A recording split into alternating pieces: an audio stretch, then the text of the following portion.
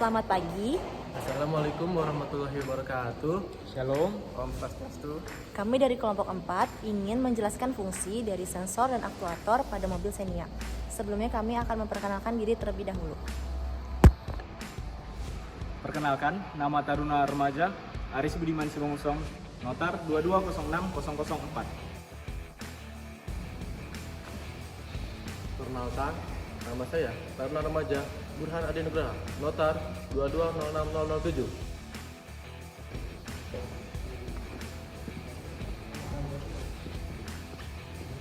Halo, perkenalkan nama Taruna Remaja Gunawan, Notar 2206015.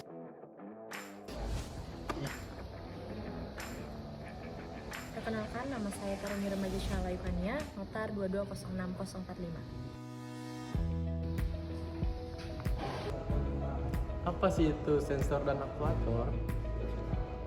Sensor berfungsi untuk mendeteksi kondisi pada kendaraan bermotor, sedangkan aktuator itu berfungsi untuk mengubah kondisi sesuai dengan perintah dari sensor dan mengubahnya ke gerakan.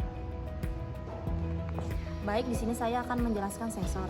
Yang pertama ada di bagian belakang, yaitu adalah sensor MAP atau Manifold Absolute Pressure, di mana fungsinya adalah untuk mendeteksi tingkat kevakuman atau tekanan pada saluran masuk atau intake manifold akibat hisapan dari mesin. Semakin besar tekanan, maka semakin banyak pula bahan bakar yang diperlukan. Contohnya misalkan saat tanjakan atau akselerasi.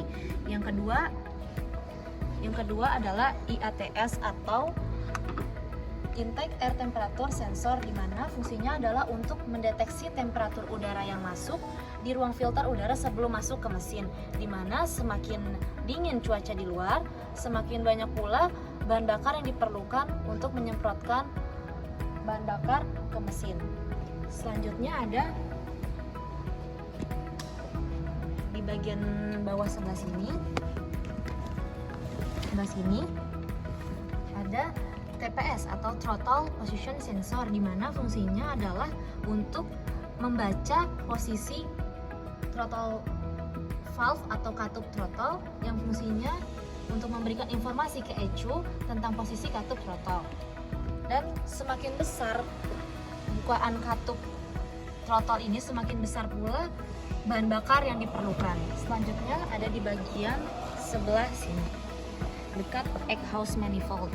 Ini merupakan oksigen sensor, di mana fungsinya untuk membaca atau mendeteksi sensor oksigen di dalam gas buang dari sisa hasil pembakaran mesin, di mana kita bisa membaca atau mengetahui seberapa sempurnanya pembakaran.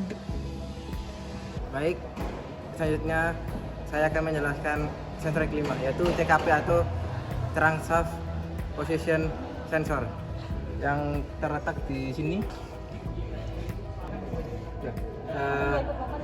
Sensor TKP berfungsi untuk mendeteksi posisi transaft dan mengirim sinyal ke ECU. Data yang diperoleh oleh ECU akan digunakan untuk mengatur waktu terjadinya penyemprotan bahan bakar, menentukan lama penyemprotan, dan menghentikan pasokan bahan bakar pada waktu deselerasi, dan menentukan. Selanjutnya adalah knock sensor. Sensor ini berfungsi untuk mendeteksi engine bila terjadi masalah knocking atau ngelitik. Bila terjadi knocking pada engine, maka ECU akan memerintahkan timing pengapian untuk dimundurkan sampai tidak terjadi knocking, kemudian dimajukan kembali. Cara kerja dari sensor ini adalah saat terjadi masalah knocking dapat dilihat pada mobil yang bergetar dan dapat mempengaruhi sistem pengapian. Dikarenakan ada sensor yang tidak terlihat, maka saya akan menjelaskannya di sini. Baik, selanjutnya adalah sensor CMP, yaitu sensor yang berfungsi untuk mendeteksi posisi camshaft. Sensor ini juga memiliki fungsi untuk memberikan data masukan ke ECU tentang posisi langkah mesin. Data ini untuk menentukan langkah hisap di mana terjadi pembukaan injektor atau penginjeksian. Selanjutnya adalah water temperature sensor atau WTS yang berfungsi untuk memberikan sinyal untuk menghidupkan kipas radiator saat mesin sudah panas. Oke, selanjutnya saya akan menjelaskan aktuator. Yang pertama itu ada injektor. Di sini yang berwarna kuning. Injektor ialah berfungsi dalam menyemprotkan bahan bakar ke dalam ruang bakar pada masing-masing silinder. Yang kedua ada ISC atau idle speed control. Nah ini, idle speed control berfungsi untuk mengontrol kecepatan idle atau stasioner mesin dengan cara mengatur jumlah udara yang masuk ke dalam ruang bakar pada saat pedal gas tidak ditekan. Yang ketiga ada VSV. VSV adalah vacuum switching valve. VSV berfungsi untuk mengerjakan perintah dari ESU untuk membawa uap bahan bakar yang ada di tangki bahan bakar ke ruang bakar.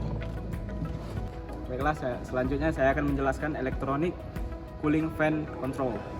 Jadi, electronic